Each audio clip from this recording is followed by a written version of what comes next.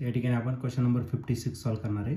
A rubber ball filled with water having a small hole is use as the bob of a simple pendulum.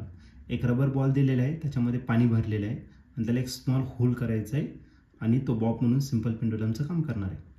The time period of such a pendulum. तर अशा पेंडुलमचा time period का असेल? तर हा question 2023ला आलेला होता. त्याच्या 4 ऑप्शनपैकी पहिले जे ऑप्शन आहे ए ते आहे इज अ कॉन्स्टंट, म्हणजे टाइम पिरियड कॉन्स्टंट राहील. बी आहे डिक्रीजेस विथ टाइम, टाइम जसं पुढे वाढेल तसं तसं डिक्रीज होत जाणार. C increases with time, time जसं जसं वाढेल तसं तसं टाइम पिरियड पण त्याचं वाढत जाईल. आणि डी ऑप्शन आहे first increases and then decreases comma finally having same value as at the beginning. तर पहिले इन्क्रीज होत जाणार, नंतर डिक्रीज होणार आणि फायनली त्याची व्हॅल्यू सेम राहणार, जी सुरुवातीला होती तितकीच. तर या 4 ऑप्शनपैकी या क्वेश्चनचं करेक्ट आन्सर का असेल तर ते आपण या ठिकाणी डिस्कस करूया.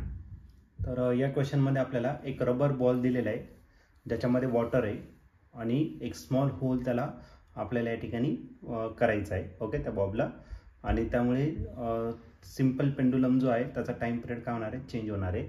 मग तो कशा पद्धतीने चेंज होणार आहे ते आपल्याला या ठिकाणी सांगायचं आहे. ओके, तर सर्वात पहिले आपण काय करू, तर रिजिड सपोर्ट घेतला आणि तो जो बॉब आहे तो कशापासून बनलेला आहे? रबर बॉलपासून बनलेला आहे. ठीक आहे, ही स्ट्रिंग असेल आणि हा झाला तुमचा रबर बॉल. ओके, आणि याच्यामध्ये काय आहे? वॉटर आहे सुरुवातीला. तर आपण जी लेंथ मेजर करणार आहे ती नेहमी कुठून मेजर करतो? तर याच्या सेंटर ऑफ मास पासून आपण या ठिकाणी मेजर करतो. मग ही जी सुरुवातीच्या केसमध्ये असेल तर आपण लेंथ किती घेणार? तर यल एवढी त्याची लेंथ कन्सिडर करणार. आणि जो आपला टाइम पिरियड असेल त्याचा फॉर्म्युला भेटेल 2π√L/G.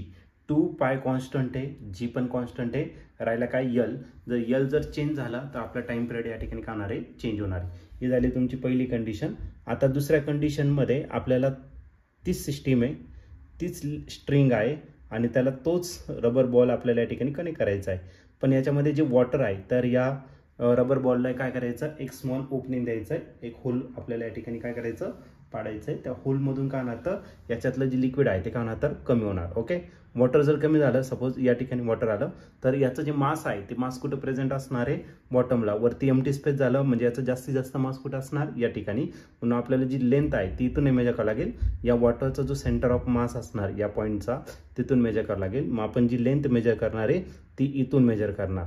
ओके, मग जो यल असणार आहे हा यल मोठा असणार आहे कशापेक्षा? तर कॅपिटल यल पेक्षा. ओके, आणि आपला टाइम पिरियड जो आहे तो कशावरती डिपेंड आहे? यल वरती. म्हणजे या केसमध्ये जो नवीन टाइम पिरियड भेटणार आहे, ओके, किंवा एक काम करा, याला L1 कन्सिडर करा. मग L1 जो आहे तो यल पेक्षा कसा आला? मोठा. म्हणून आपला जो टाइम पिरियड आहे तो सुरुवातीच्या केसमध्ये काय होणार? तर T इतका होणार. ठीक आहे, समजा आणखीन हे वॉटर काय होतंय? ड्रेन आउट होतंय. ओके, आता तिसरी कंडिशन घेऊ. तोच रिजिड सपोर्ट, ती स्ट्रिंग घेतलं आणि तोच रबर बॉल घेतलेला आहे. ठीक आहे, हे काय केलं आपण? या ठिकाणी ओपनिंग केलेलं आहे आणि याच्यातून सगळं पाणी काय आलं? तर बाहेर पडलं. ओके, बाहेर पडल्यानंतर सडनली हा एम्प्टी झाला. ही स्प्रिंग कुठे जाणार? वरती. म्हणजे याची लेंथ जी आहे दुसऱ्या केसमध्ये L2 ती डिक्रीज होणार. कशापेक्षा? यल पेक्षा. म्हणजे आपला जो टाइम पिरियड आहे नेक्स्ट केसमध्ये तो डिक्रीज होणार आहे. कशापेक्षा? तर टी पेक्षा. आणि पूर्ण एम्प्टी झाल्यानंतर आता चौथ्या कंडिशनमध्ये हा जर पूर्ण एम्प्टी झाला, तर आपल्याला त्याचा सेंटर ऑफ मास एक्झॅक्टली त्याच्या मिडलला भेटेल. आणि या ठिकाणी आपल्याला लेंथ काय करणार? L3 जो असणार आहे हा L3 किती असणार? तर यल इतका असणार. ठीक आहे, म्हणजे लेंथ सेम आहे. लेंथ सेम जर असेल तर T3 जो आहे तो किती असणार? तर टी इतकाच असेल. म्हणजे जसं जसं लिक्विड त्याच्यातून बाहेर पडणार आहे तसं तसं त्याचं टाइम पिरियड काय होणार? तर इन्क्रीज जाणार आहे. पण जसं जसं लेवल कमी होत जाणार आहे तसं तसं टाइम पिरियड पुन्हा काय होणार? तर डिक्रीज व्हायला स्टार्ट होणार आहे. आणि जेव्हा ते पूर्ण एम्प्टी होणार आहे तर स्टार्टिंगचा टाइम पिरियड आणि नंतरचा टाइम पिरियड दोन्ही कशा असणार? सेम. टाइम पिरियड मासवरती डिपेंड नाही, त्याच्यामुळे तुमचं जे काही डिपेंड आहे ते यल वरती डिपेंड असणार आहे. आणि यल हा सेंटर ऑफ मास पासून आपण मेजर करणार आहे. त्याच्यामुळे याचं जे ऑप्शन असणार आहे ते ऑप्शन डी असेल. ऑप्शन डी म्हणजेच आपलं काय? तर first increases and then decreases finally having same value as the beginning.